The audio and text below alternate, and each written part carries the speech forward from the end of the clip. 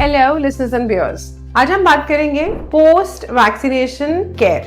Vaccination, सबसे पहले what is vaccination? Vaccination और इम्यूनाइजेशन दोनों वर्ड्स आपस में इक्वली यूज किए जाते हैं। इट सिंपली मींस जो आप अपने बच्चे की टीकाकरण कराने जाते हैं, चाहे वो सरकारी जा रहे हैं मतलब गवर्नमेंट एडेड हॉस्पिटल में जा रहे हैं या प्राइवेट इंस्टीट्यूट से करा रहे हैं, उसी को हम वैक्सीनेशन या इम्यूनाइजेशन कहते हैं। दोनों में वैक्सीन्स में थोड़ा सा अंतर है, माने जो वैक्सीन्स गवर्नमेंट शेड्यूल में आ रही हैं या गवर्नमेंट सेक्टर में लगाई जा रही हैं, उनको हम पेनफुल वैक्सीनेशन कहते हैं। जो आप प्राइवेट सेक्टर में लगवा रहे हो वो दोनों की अवेलेबिलिटी है, पेनलेस या पेनफुल।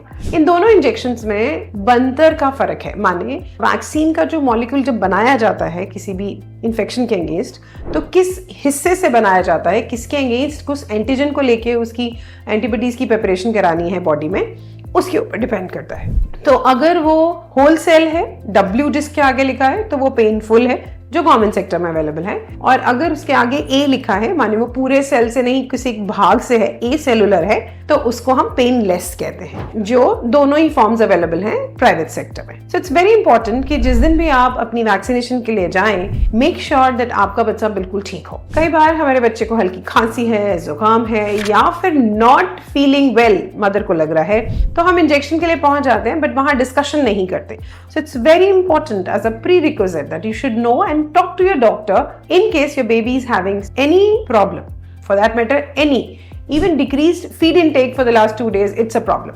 तो आपको कोई भी प्रॉब्लम लग रही है तो पहले डॉक्टर से कंसल्ट करें, तभी वैक्सीनेशन कराएं। एक बात हम कहते हैं कि वैक्सीनेशन बहुत इंपॉर्टेंट है और अपने डेट पे होनी चाहिए, बिल्कुल सही, पर उसी के साथ एक बहुत ज्यादा इंपॉर्टेंट बात है कि अगर आपके बच्चे को कोई भी दिक्कत है, माने कोई भी प्रॉब्लम है, तो वैक्सीनेशन पोस्टपोन करनी है, नहीं देना है। सो अगर आप फीवर है आपके बच्चे को और आप वैक्सीनेशन ले लेते हैं, तो आप बच्चे की या तो हमारी वैक्सीनेशन का फायदा होगा और उसकी जो कॉम्प्लिकेशंस हैं वो भी बढ़ जाएगी। तो अब आते हैं पोस्ट वैक्सीनेशन केयर, जो हमारा आज का टॉपिक है। तो क्या करेंगे?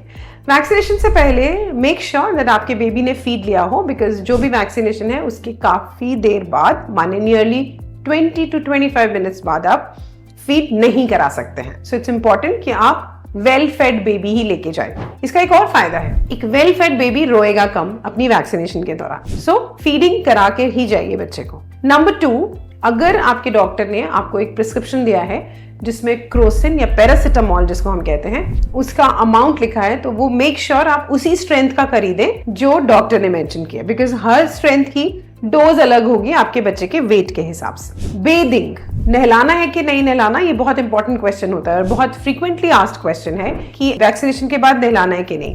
एब्सोल्युटली नहला सकते हैं, इसमें कोई प्रॉब्लम नहीं है, बट बाकी सारी जो उसकी हिदायतें हैं कि टेम्परेचर नॉर्मल होना चाहिए, बच्चे को बहुत ज़्यादा वार्म या कोल्ड टेम्परेचर से वाटर से नहीं नहलाना है, वो सारा कुछ सेम रहेगा, तो आप बच्चे को नहला सकते हैं। और अगर आपको किसी पॉइंट पे लग रहा है कि आपकी वैक्सीनेशन के बाद, जैसा कि डॉक्टर ने बताया होगा कि फीवर आएगा या टांग सूजेगी या नहीं सूजेगी, उससे कुछ भी हट के होता है, तो talk to your paediatrician. I hope this was an informational video for you. In case you need any help during your vaccination और post vaccination, you can always call us or ask us under the mentioned numbers below the screen. Thank you.